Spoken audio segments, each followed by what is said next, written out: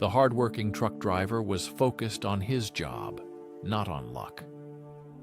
But when he stood up for a bullied parking lot worker, everything changed unexpectedly for him.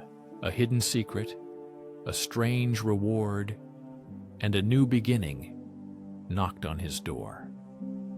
A second chance he didn't expect suddenly appeared in his life. Hello, everyone. Welcome to Revealed Stories. Today, I am excited to share a new, captivating story with you. Let's begin the tale. George was a truck driver whose life was measured not in minutes, but in miles. He spent days and even weeks on the road, transporting everything imaginable. Gas stations, greasy food, and sleeping in the truck cabin. That was his world. Helen waited at home. Her voice on the phone kept his sanity. George's life was not wealthy, but it was his own. However, something stopped feeling right. Perhaps it was the body aches or the empty roads. Pulling into the parking lot, George noticed a newcomer, Jack, a skinny guy struggling with a pile of tires. His Metallica t-shirt was soaked with sweat. George frowned. He knew those guys. Lots of show and no substance. George kept his distance, but couldn't forget about Helen's health, which was deteriorating. Unpaid medical bills weighed on him like a heavy burden. One afternoon, there was a flat tire on the bulldozer outside. The other guys turned away, chuckling. George intervened. His instructions were short and sharp. He showed Jack what was hard to explain in words, using his hands. George, recalling the tricks he had learned over the years in the cab, let his thoughts wander. Helping the guy seemed right, even if it crossed an unspoken line. The younger generation was so disrespectful. Were they simply a product of a changing world, or was work ethic becoming a forgotten art? Helen said he worried too much, but care was all he had left as the miles stretched between them. Retirement was approaching, bringing more time for worries, for pondering how Helen's days passed without him on the road. Suddenly, the CB radio crackled. A voice sounded. "Are there any good guys on this stretch of asphalt?" George hesitated, then took the microphone. His voice sounded hoarse over the radio waves. "This is Eastwood." "Fine, as usual." The air filled with familiar chatter. Complaints about traffic, boasting about speed. Suddenly, a young voice interrupted with a burst of laughter. "Hey, old man, check out this cool shortcut. Not sure your truck can keep up." George clenched his jaw. He didn't like not only the risky boasting, but also the dismissive old man, which hurt him deeply. He grabbed the microphone again, his voice sharp. "Nowadays," he grumbled, "we respected the road and our machines. Shortcuts lead to breakdowns, and breakdowns lead to delays and hungry mouths." A quiet chuckle came over the radio. "Relax, old man," a voice sounded. "The new trucks can handle any difficulties.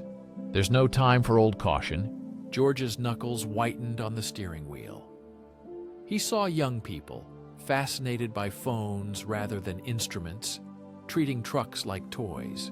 "One day," George warned with a rumble in his voice, "this carelessness will catch up with you, and no fancy machines will save you." Silence hung heavy in the air. Then another voice, old and with a hint of humor, said, "He's not wrong, guys. Some lessons are learned only through mistakes." George did not feel satisfaction. Not everyone had forgotten the old ways and the driver's silent respect for the vehicle, but something had clearly changed. Inhaling the smell of diesel fuel, George returned to the yard. Seeing Jack struggling with a bolt, George couldn't resist.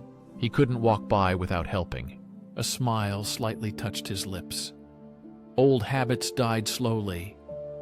He stepped forward, ready to help Jack with another repair. George did not know that keen eyes were watching from the dusty office window.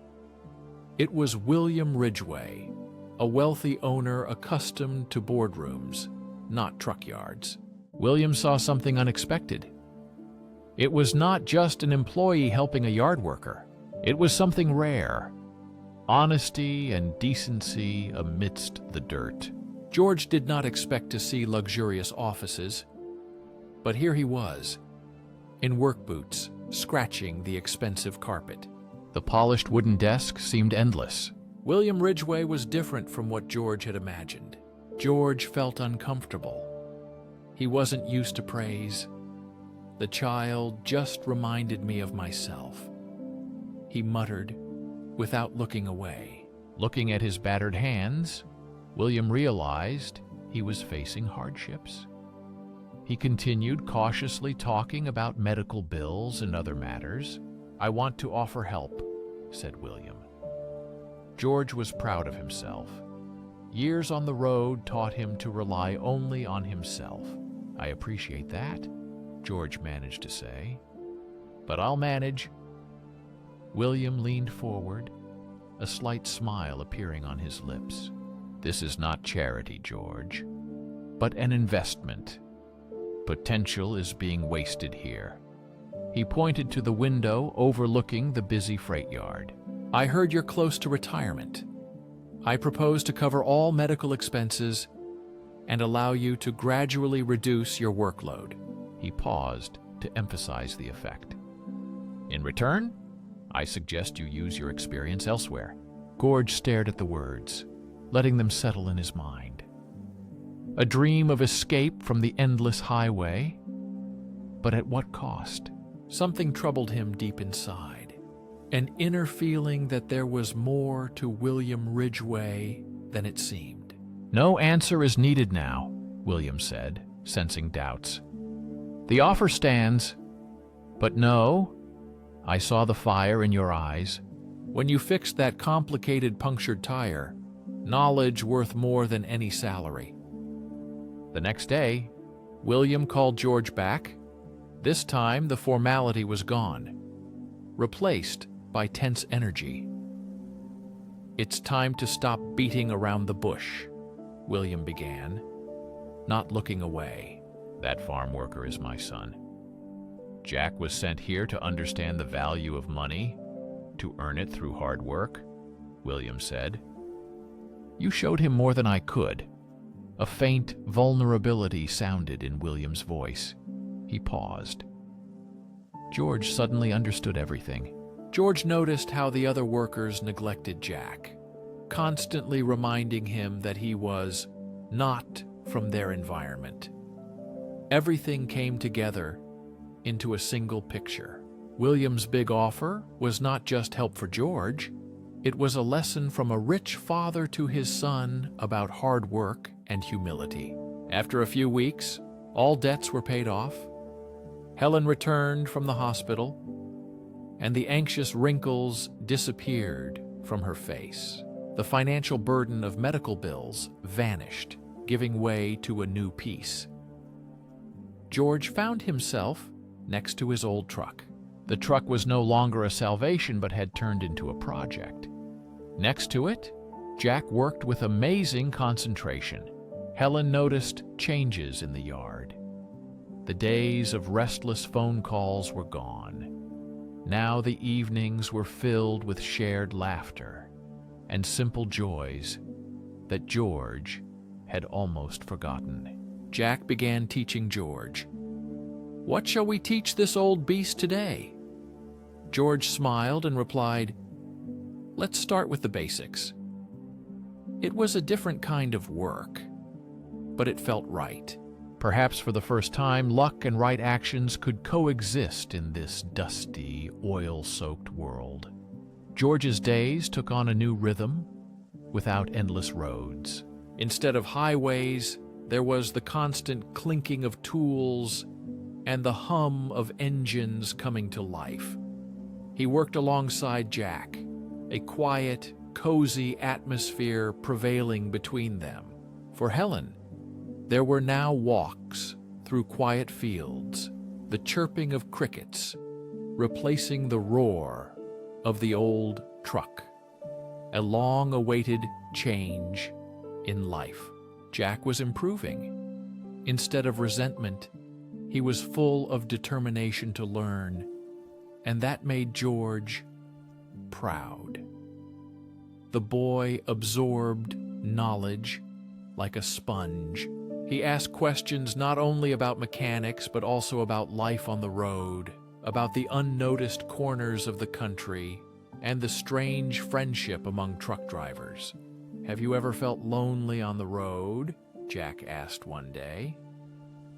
George smiled and began to tell an incredible story about a night with a storm and a hitchhiker. This woman was in a wet wedding dress. She had run away from her own wedding, and the angry groom was chasing her. That's how the crazy chase through the small town began. A priest with a shotgun took part in the chase, and George somehow managed to get her there on time. The story ended with a sparkle in George's eyes and a surprised smile from Jack. Jack smirked. "Come on, Dad. There can't be a priest with a shotgun." The other workers on the site didn't know what to think about George's story. Some were curious, while others were secretly annoyed. Bulldozer operator Barnes became less confident and watched George closely. Experienced drivers respected George.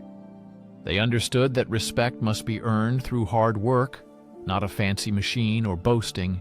One hot summer day, a sleek, black car arrived at the site. William Ridgway stepped out, looking older, but with a determined gaze. A smile appeared on William's face when he saw Jack, covered in dust and sweat after work. Working next to George, covered in grease and smiling, he immediately understood what was happening. The Ridgways had invited George and Helen to their villa on the island. It seemed like a transition to another world, completely different from the roadside cafes and diners George usually visited. The first days were filled with silent, awkward tension. The endless view of the ocean, the silent staff quietly taking care of them. It was like a whole life far from what George knew. Helen seemed to quickly get used to the new life. She enjoyed morning swims and the scent of flowers in the garden. George, however, felt uneasy and out of place. The large, quiet house constantly made him feel guilty for being there. He was used to roadside cafes and highways, not luxurious mansions. Suddenly, the expensive Jeep by the pool wouldn't start. George recognized something familiar in the engine, and after a few hours was covered in grease, trying to fix it. William Ridgway watched from the house, a slight smile on his face. When George finally started the Jeep, it seemed he had repaired a part of himself as well. In the evening, William approached George. The sun was setting, painting the cliff top in warm tones, creating a special atmosphere. He quietly said with a tone of respect in his voice, something that can't be bought or taught, "You have a gift in shades of gold." Then followed a pause and a gentle offer. "Would you be interested in helping with the cars, doing various small tasks around the estate? Nothing complicated, just to keep your hands busy." George felt mixed emotions. This was not the life he had imagined, but the chance to feel needed and work with his hands seemed important. It was a bridge a way to find balance between the endless highway and forced idleness. The return to the mainland was quiet, Helen's eyes shining with happiness. It was a glimpse of her former self, finally resurfacing. George was more reserved, getting used to the new routine in the freight yard. Everything seemed a little different. The bulldozer remained just as arrogant, but the other young drivers became friendlier and seemed to respect George more. Although they did not say it aloud, rumors about Jack had reached the yard. His days as a yard assistant were behind him. George was preparing Jack for the office role, getting him ready to one day lead the business. That look appeared when the roar of a truck engine echoed beyond the warehouse walls. George understood that call of oil and machinery that had penetrated the soul. The question remained, what was more important to Jack, the office or the workshop? Only time would show which path was meant for him. Beyond the horizon stretched a fiery sunset, a farewell to yet another day, lived with new meaning and purpose. Sometimes fate and good intentions intertwined the most unexpected paths. George knew this as surely as he knew the workings of an engine. He was confident. He was in his place, where he was meant to be. And this brought him deep satisfaction. If you enjoyed this story, please like and subscribe to the channel to see more tales. Tell us what you thought of this story. Leave a comment and share your thoughts with others. What one word would you use to describe your feelings? Share in the comments right now. We really want to know your opinion and impressions of the video. While you're here, be sure to watch the video currently displayed on your screen. It is full of interesting and useful content. Thank you for being with us. See you again in the next videos and new interesting discussions. We look forward to seeing you again.